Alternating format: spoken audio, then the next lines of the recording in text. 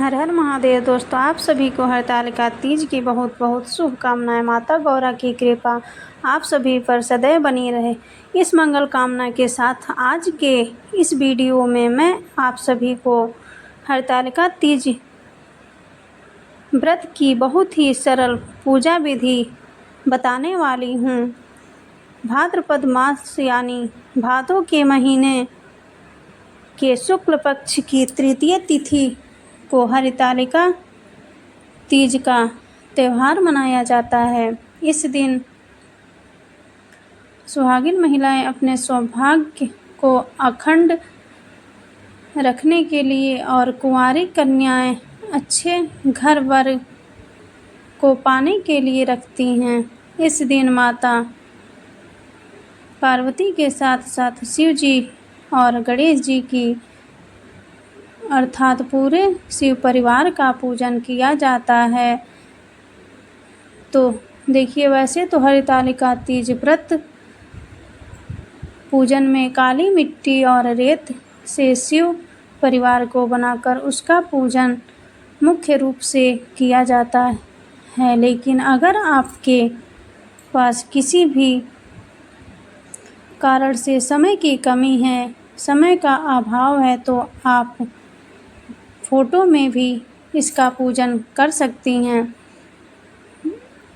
तो पूजन के लिए एक चौकी लगा लीजिएगा। चौकी के ऊपर लाल या पीले रंग की वस्त्र बिछा लीजिएगा और अच्छे प्रकार से आप 16 श्रृंगार कर लें, क्योंकि यह पूजन सुहाग के लिए किया जाता है। तो अच्छे प्रकार से सज संवर के आप इस पूजन को करें। और इस पूजन को प्रदोष काल में किया जाता है। तो शाम के पूजा के समय एक चौकी लगा लेंगे और चौकी पर गंगा जल का छींटा हम दे देंगे। अब इसके बाद आपको अक्षत का आसन देना है। आप फूलों का भी दे सकती हैं। और इसके बाद हमें शिव जी का एक ऐसा फ़ोटो लेना है जिसमें उनका पूरा परिवार हो और शिव परिवार को विराजमान कर लेंगे। अब इसके बाद हमें यहाँ पर 2 केले के पत्ते लेने होंगे, चौकी पर लगा लेंगे। या तो आप 5 फूलों की लहड़ियों से फुलेरा बना लें या केले के पत्ते भी लगा सकती हैं। तो फुलेरा बनाकर आप पार्थिव शिव परिवार का पूजन इसके बाद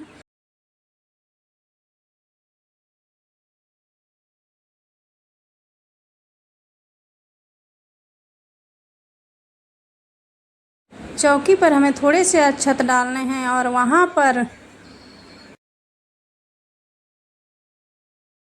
अष्टदल आकृति बना लेंगे हम और कलश स्थापना करेंगे। हरतालिका तीज के व्रत में कलश स्थापना अनिवार्य है, तो कलश स्थापना आप ज़रूर करें। तो इस तरह से अष्टदल कमल की आकृति बनाकर अब एक या तो आप पीतल का लोटा लें या आप तांबे का भी लोटा ले सकती हैं। तो यहाँ पर उसके कंठ पर मौली बांध लीजिए और गंगा जल, सिक्का, सुपारी, हल्दी की सामग्री हम कलश के अंदर डाल देंगे और कलश स्थापना में साथ में आप कलश के अंदर चंदन और रोली भी डाल सकती हैं। अब इसके बाद हम ले लेते हैं 5 आम के पत्ते। तो अगर आपको आम के पत्ते ना मिले तो आप अशोका के पत्ते भी प्रयोग कर सकती हैं।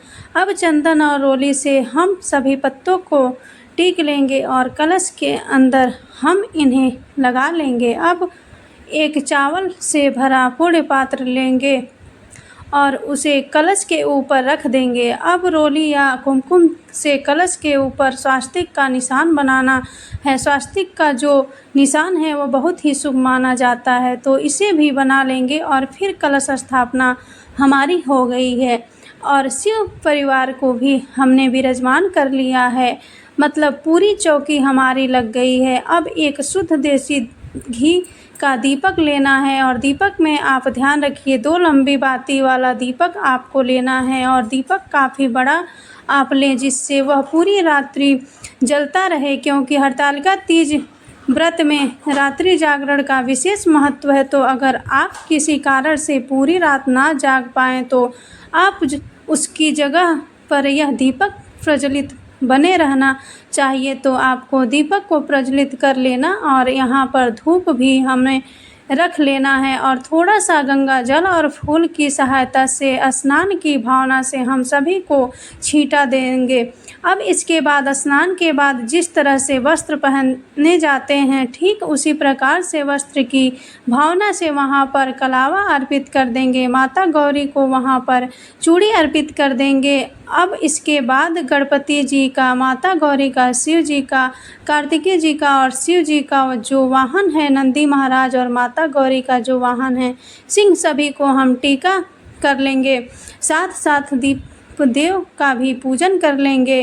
तो जब माता पार्वती शिव जी को पति रूप में पाने के लिए वन में तप कर रही थी उस समय उनकी सखियों ने उन्हें अगवा कर लिया था। इस कारण से इस व्रत को हरितालिका कहा जाता है। हरत का मतलब अपहरण करना और तालिका मतलब सखी। तो वहाँ पर थोड़े से हल्दी पाउडर में गंगा जल डालकर हम यहाँ इसको पेस्ट जैसा बना लेंगे और इससे माता पार्वती के हाथों में लगा देंगे। अब इसके बाद कुछ बेलपत्र ले लेंगे और बेलपत्र पर आप चंदन से ऐसे टीक लें। इसके ऊपर आप अपनी मनोकामना भी लिखकर शिव जी को अर्पित कर सकती हैं। अब इसके बाद शिव जी को जो भी प्रिय वस्तु आपको मिल जाती है उन्हें आप लें। जैसे धतूरा लेना है और उसे अर्पित कर देना है। साथ ही धतूरे के फूल आप उसे अर्पित कर दें। जैसे गेंदे के फूल और समी पत्र है तो यह सभी चीज़ें अर्पित कर सकती हैं। माता गौरी को, गणपति जी को, शिव जी को, कार्तिकेय जी को सभी को अर्पित कर देंगे। भगवान शिव शंकर को वन में मिलने वाले फल फूल पत्ते बहुत अधिक प्रिय हैं क्योंकि माता पार्वती ने वन में जब तप किया था तब इन्हीं चीज़ों को अर्पित करके भगवान शिव शंकर को प्रसन्न किया था। तो हरतालिका तीज व्रत में 3 की संख्या का बहुत अधिक महत्व है। तो किसी भी तरह के 3 प्रकार के फल आप अर्पित कर सकती हैं या कोई भी एक फल 3 की संख्या में भी आप अर्पित कर सकती हैं। तो जैसे खीरा, नाशपाती और नारियल का फल अर्पित आप कर सकती हैं। साथ ही मैं वहाँ पर 3 तरह की मिठाई अर्पित कर सकती हैं। इसके साथ ही जो भी आपने घर में पकवान बनाए हो वह भी अर्पित करें। अब इसके साथ ही माता पार्वती को 16 श्रृंगार समर्पित कर दें। जब भी कोई सुहाग का पूजन हो और आप माता गौरी का या माता पार्वती का पूजन करें तो श्रृंगार का सामान ज़रूर अर्पित करें। चाहे आप 5 वस्तुएं अर्पित करें, उसमें चूड़ी, बिंदी, महावर, मेहंदी, सिंदूर यह आप ज़रूर रखें। इसके साथ आप जितना चाहें वो अर्पित कर सकती हैं। और जो श्रृंगार का सामान अर्पित किया जाता है उसमें से बिंदी एक निकाल कर माता पार्वती को लगा देंगे। माता पार्वती गौरा एक ही हैं। अब इसके साथ ही सीधे हाथ में पुष्प या अक्षत लेकर हम हरतालिका तीज व्रत की कथा पढ़ लेंगे। तो हरतालिका तीज व्रत जिसे गौरी तृतीय व्रत भी कहते हैं, यह एक ऐसा व्रत है जो आजीवन रखा जाता है, कभी भी छोड़ा नहीं जा सकता है। पूरे दिन निर्जल निराहार रहकर इस व्रत को किया जाता है और कपूर से आरती कर सकती हैं। आप चाहें तो घी का दीपक लगाकर भी आरती कर सकती हैं। तो इस प्रकार से अब प्रेम पूर्वक आरती उतार लेंगे। कलश के ऊपर का दीपक अगर पूरी रात्रि अखंड जलता रहता है तो इससे जो हमें रात्रि जागरण का फल वह पूरा प्राप्त होता है। अब आरती संपन्न करने के बाद सीधे हाथ में थोड़ा सा जल लेकर आप इसे 3 बार फिरा दें पूरी चौकी के आसपास और हाथ जोड़कर भगवान शिव शंकर से और माता पार्वती से पूजा में रही कमियों के लिए क्षमा याचना कर लेंगे और ऐसी प्रार्थना कर लेंगे कि माता गौरा हमारे सुहाग को अखंड रखें और